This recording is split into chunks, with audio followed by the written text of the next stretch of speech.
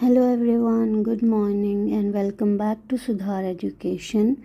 So students, welcome to our series on English grammar, and in today's lesson we are going to learn about building blocks of language, parts of speech. Specifically, we'll be focusing on nouns. So बच्चों, as we all know that nouns are essential in any sentence as they name the people, places, things and ideas we talk about every day. By understanding nouns, you will be well on your way to master English grammar. So let's get started. तो बच्चों, noun पढ़ाने से पहले एक बार मैं parts of speech का concept overall आपको बता देती हूँ। सबसे पहले जो आता है वो होता है हमारा नाउन, ठीक है। और नाउन जो हम सब बचपन से पढ़ते आ ही रहे हैं कि किसी जगह का नाम, चीज़ का नाम, लोगों का, कुछ भी, है ना। तो मैं इसको ऐसे बताऊंगी कि नाउन जो है वो हमारा नेमिंग वर्ड है। नेमिंग वर्ड जैसे आप किसी फीलिंग की बात कर लो, ठीक है, किसी क्वालिटी की बात कर लो, किसी इमोशन की बात कर लो, किसी इंसान की बात कर लो, किसी काम की बात कर लो, तो ये हमारा नाउन है। वहीं जो हमारा सेकंड है पार्ट ऑफ स्पीच वो है प्रोनाउन। प्रोनाउन है कि हम बार बार नाउन का नाम नहीं लिख सकते थे, इसीलिए हमने प्रोनाउन का यूज़ करना शुरू किया। तो प्रोनाउन हमारा हुआ रिप्लेसमेंट ऑफ नाउन। थर्ड हमारी आती है एडजेक्टिव। एडजेक्टिव हमें नाउन और प्रोनाउन के बारे में बताता है। तो जो वर्ड नाउन और प्रोनाउन के बारे में बताएगा वो एडजेक्टिव होगा। फोर्थ हमारा है वर्ब। वर्ब किसी भी एक्शन या स्टेट के बारे में बताता है। नाउन एंड प्रोनाउन का कोई एक्शन या उनकी कोई स्टेट, ठीक है। फिर हमारा फिफ्थ है एडवर्ब। एडवर्ब हमें वर्ब के बारे में बताएगा, ठीक है बच्चों। सिक्स्थ हमारा आ जाएगा प्रेपोजिशन। प्रेपोजिशन नाउन या प्रोनाउन का अगर किसी और से रिश्ता है, उस रिश्ते को कैसे बताएं वो हमें प्रेपोजिशन के थ्रू बताना पड़ता है। सो ये एक रिलेशन बताता है या पोजीशन बताता है नाउन एंड प्रोनाउन की, ठीक है। फिर आता है कंजंक्शन। तो बच्चों, जब बहुत सारे नाउन एक साथ आ जाएं या प्रोनाउन, तो उनको कैसे जोड़ना था, उनको जोड़ने के लिए, उनको कनेक्ट करने के लिए फिर हमने कंजंक्शन का यूज़ करना शुरू किया। फिर है हमारा इंटरजेक्शन। तो अगर किसी फीलिंग्स को शब्दों में बताना है तो उसके लिए हम इंटरजेक्शन का यूज़ करते हैं, इमोशंस को वर्ड्स में डिस्क्राइब करने के लिए, ठीक है। अब हमने जैसे पढ़ा कि नाउन के बारे में प्रोनाउन बता रहा है, और फिर एडजेक्टिव नाउन और प्रोनाउन दोनों के बारे में बता रहा है। फिर वर्ब जो है वो हमारा नाउन एंड प्रोनाउन की एक्शन या स्टेट के बारे में बता रहा है, और जो एडवर्ब है वो हमारा वर्ब के बारे में बता रहा है। फिर क्वेश्चन अराइज हुआ कि इन सब के बारे में कौन बताएगा, प्रेपोजिशन, कंजंक्शन और इंटरजेक्शन के बारे में। तो इन सब के बारे में भी एडवर्ब ही बताएगा। प्रेपोजिशन हो, कंजंक्शन हो, इवन खुद के बारे में भी एडवर्ब, और किसी कंप्लीट सेंटेंस के बारे में बताना हो तो वो भी एडवर्ब ही बताएगा, ठीक है। तो ये हो गए हमारे 8 पार्ट्स ऑफ स्पीच का जो मैंने ब्रीफ में आपको बताना था। अब हम आज का टॉपिक जो हमारा है नाउन, हम करते हैं स्टार्ट।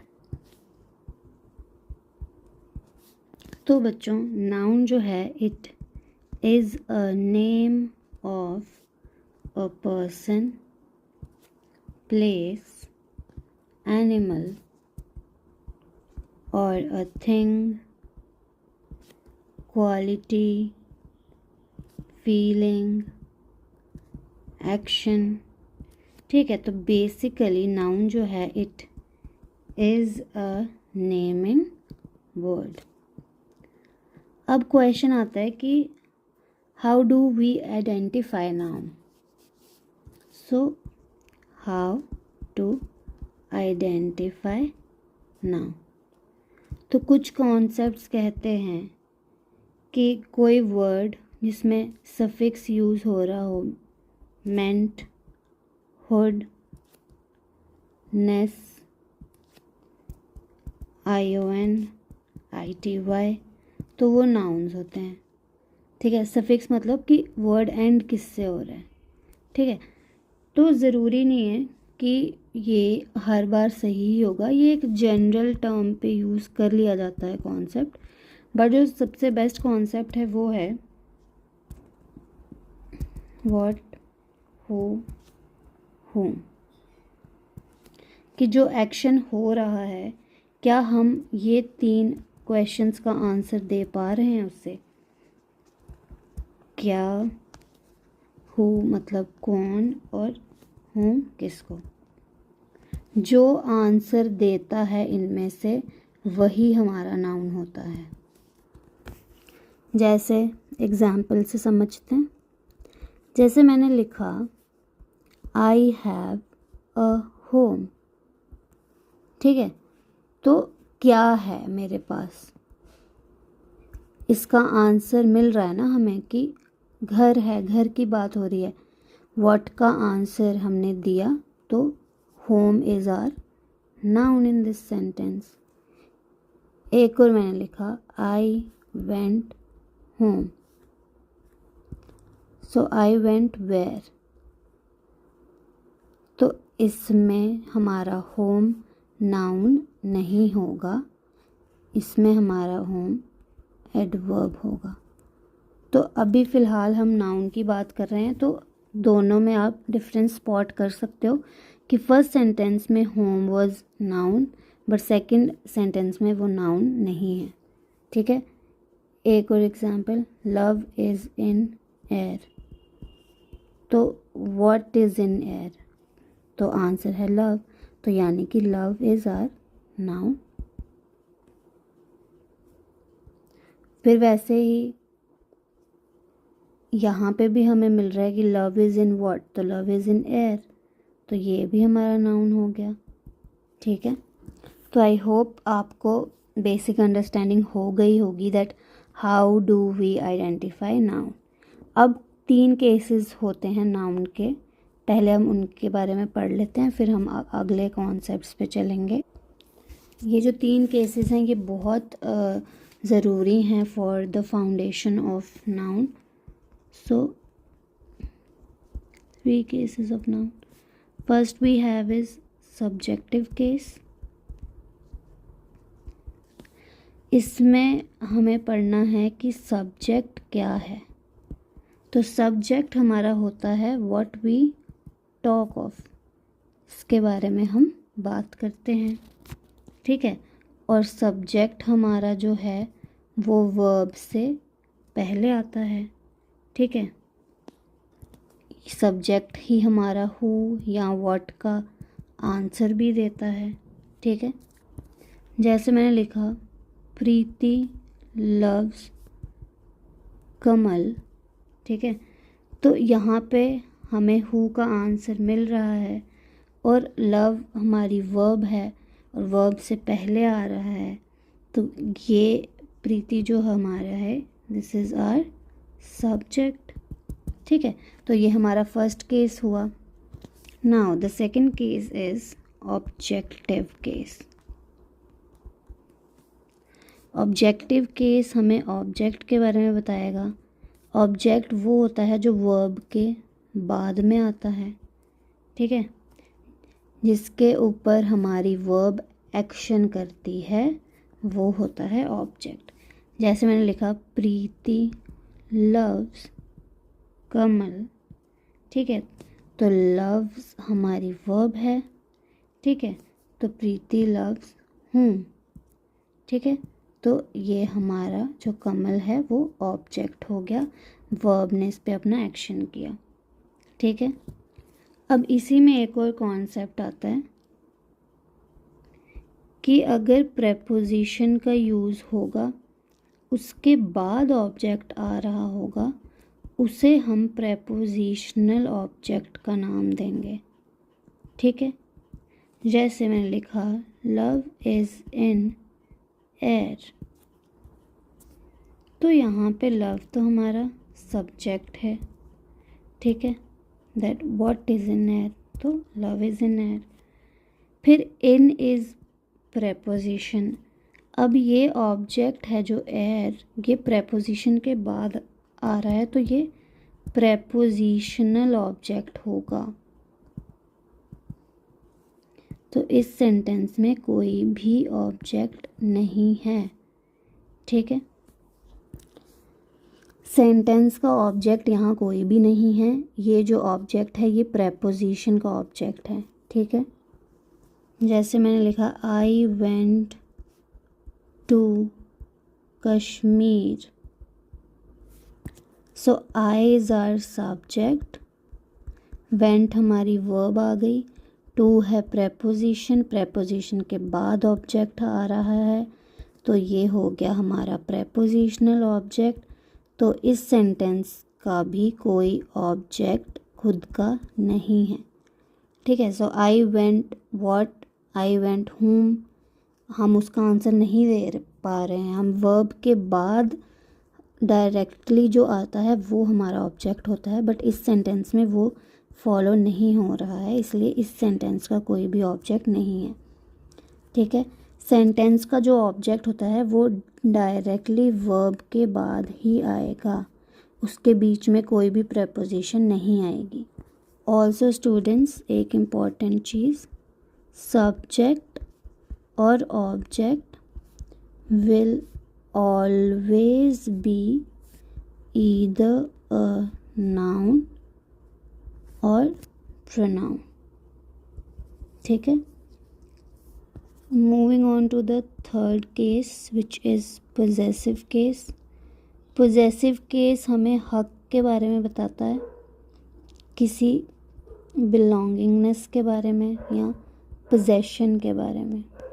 ठीक है, पोजेसिव केस नाउन का भी होता है, पोजेसिव केस प्रोनाउन का भी होता है और एडजेक्टिव का भी होता है। ठीक है, बट अभी हम नाउन की बात कर रहे हैं, तो अभी हम सिर्फ नाउन के पोजेसिव केस पे फोकस करेंगे। ठीक है, तो पोजेसिव केस जो है वो हम बताते हैं एपिस्ट्रोफे एस के साथ। तो ये हमें नाउन का पोजेशन बता रहा है। ठीक है, अब हम स्कूल टाइम में जब लेटर्स एप्लीकेशंस हम लिखते थे, ठीक है, तो जैसे हम कोई लेटर लिखते थे फ्रेंड को, तो एंड में हम योर्स फ्रेंडली लिखते थे। ठीक है, तो एपिस्ट्रोफे एस जो है वो सिर्फ नाउन के साथ लगता है, तो ये हमारा गलत था। वैसे ही कुछ लोग आर्स को ऐसे लिखते हैं, एपिस्ट्रोफे एस का यूज़ करते हैं, ये भी गलत है। अगर हम वंस लिख रहे हैं तो मतलब हम एक किसी चीज़ की बात कर रहे हैं, तो ये करेक्ट हो सकता है, होता भी है, बट ये हमारे गलत हैं, योर्स एंड आर्स। ठीक है, अब जैसे मैंने लिखा table's legs, cup's handle, door's bell, camera's shutter, room's window. तो स्टूडेंट्स ये सारे ही केस गलत हैं।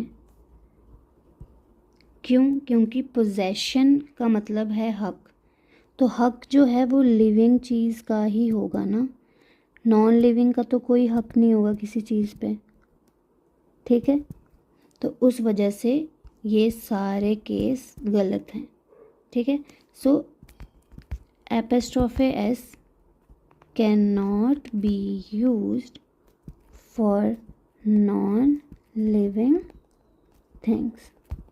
ठीक है, इसको हम ऐसे लिख सकते हैं, legs of the table, handle of the cup, ठीक है, बेल ऑफ डोर।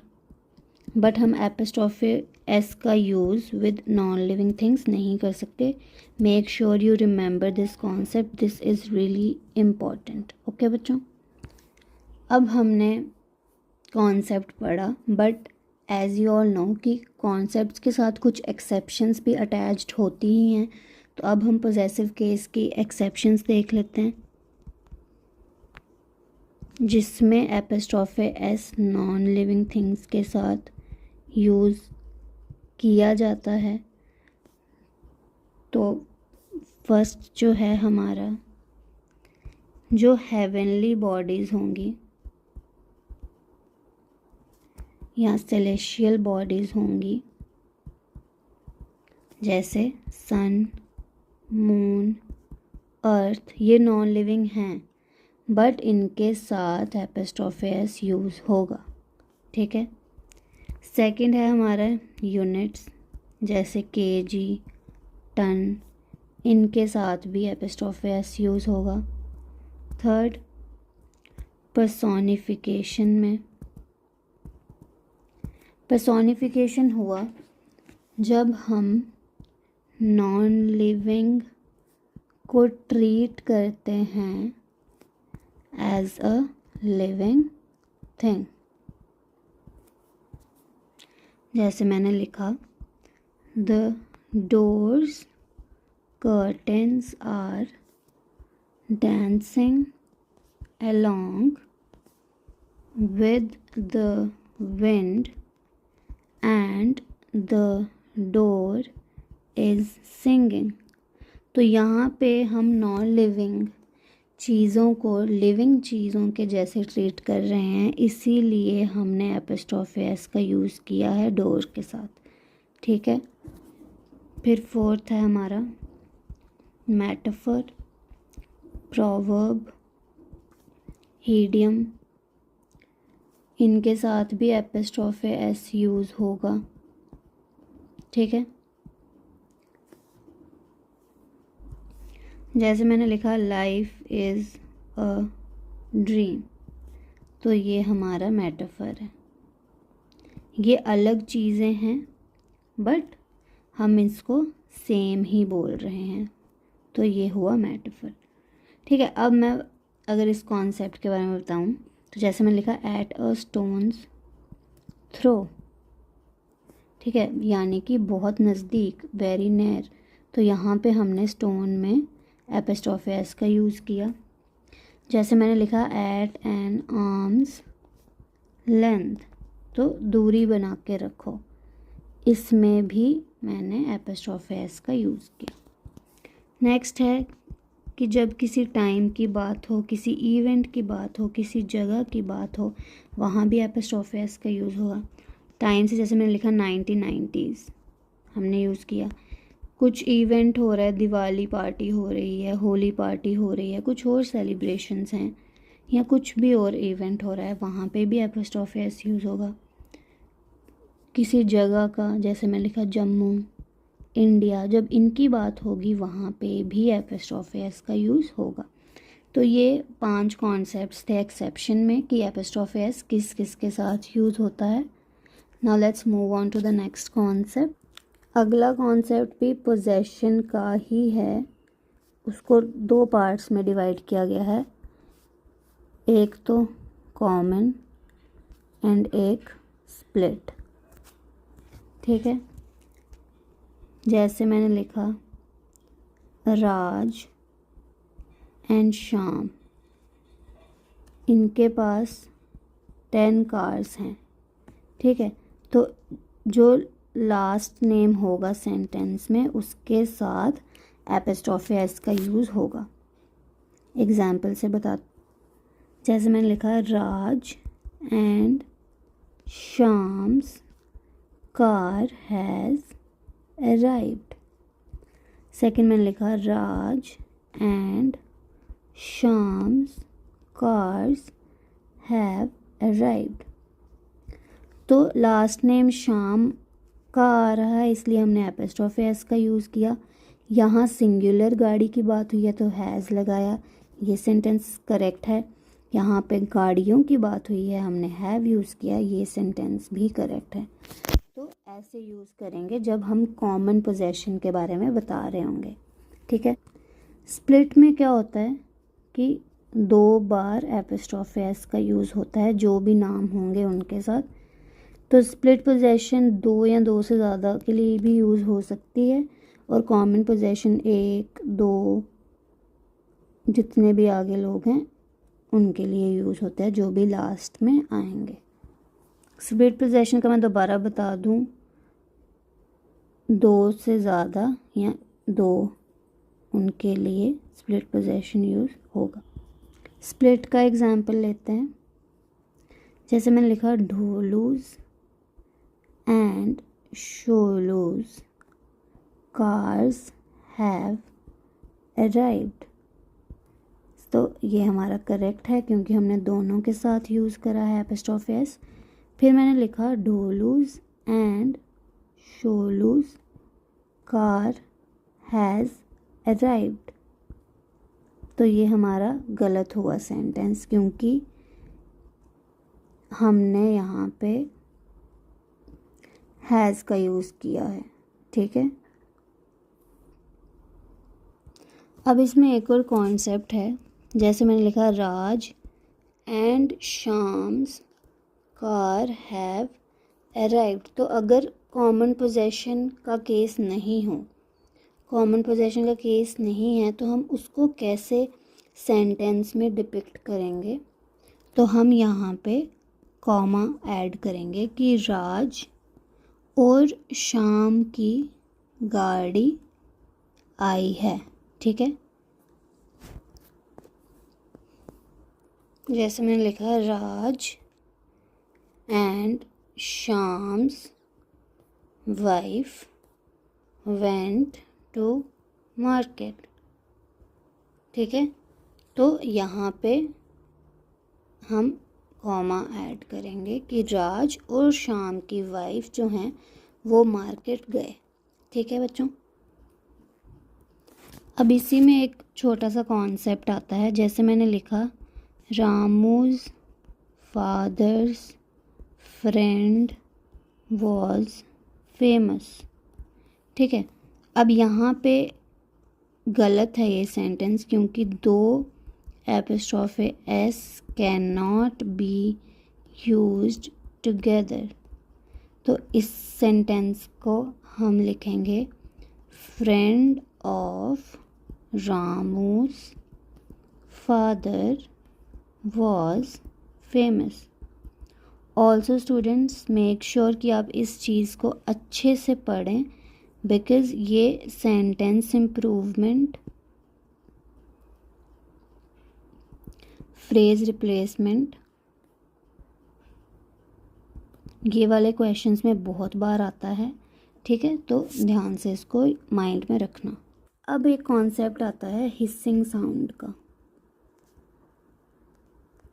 ठीक है। जैसे मैंने लिखा पारसिस फ्रेंड जीसस सेक, ठीक है। तो यहाँ पे हिसिंग साउंड आ रही थी, इसीलिए हम यहाँ पे लास्ट एस को रिमूव कर देते हैं। तो हम ऐसे वर्ड्स में लास्ट जो हमारा एस होता है उसको रिमूव करके ऐसे लिखते हैं, ठीक है। अब इसमें भी एक एक्सेप्शन है, एल्स के केस में जो ग्रामेरियंस हटाना भूल गए तो इसलिए ये एक्सेप्शनल केस है। जैसे मैंने लिखा समवन एल्सेस कार, ठीक है। तो ये एल्स वाला केस भी माइंड में रखना क्योंकि एग्ज़ाम में यहाँ पे आप कंफ्यूज हो सकते हो और आप इसको हटा सकते हो, बट हमें याद रखना है कि इस केस में एल्स के केस में एस जो है हमारा लास्ट वाला उसे रिमूव नहीं किया जाता है क्योंकि ये एक्सेप्शनल केस है, ठीक है। अब जैसे मैंने लिखा residents welfare association, government girls school, pets home. तो यहाँ पे जो रेजिडेंट के बाद एपोस्ट्रोफी एस यूज़ हुआ है, तो रेजिडेंट हुआ रहने वाला और एपोस्ट्रोफी एस यूज़ हो रहा है का के लिए। तो कोई एक रेजिडेंट की वेलफेयर एसोसिएशन तो नहीं होगी ना, वो तो बहुत लोगों की होगी।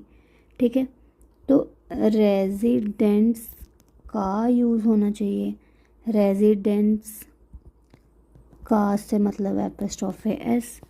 तो यहाँ पे हमारा ये कॉन्सेप्ट आएगा। और आपने बहुत जगह देखा होगा कि स्कूल्स के नेम में भी कितनी गलतियाँ की होती हैं, जैसे गवर्नमेंट गर्ल्स स्कूल, तो स्कूल किसी एक लड़की का तो नहीं है ना, तो यहाँ पे हमारा गर्ल्स यूज़ होगा। वैसे ही पेट्स होम, तो यहाँ पे ठीक है बच्चों। So students, that's it for our introductory lesson on nouns. I hope you now have a clearer understanding of what nouns are and how they function in sentences. So in our next lesson, we'll explore the different types of nouns and how to use them correctly. Don't forget to like, share and subscribe to stay updated with our latest videos. Thanks for watching and I'll see you in the next class. Till then, happy studying.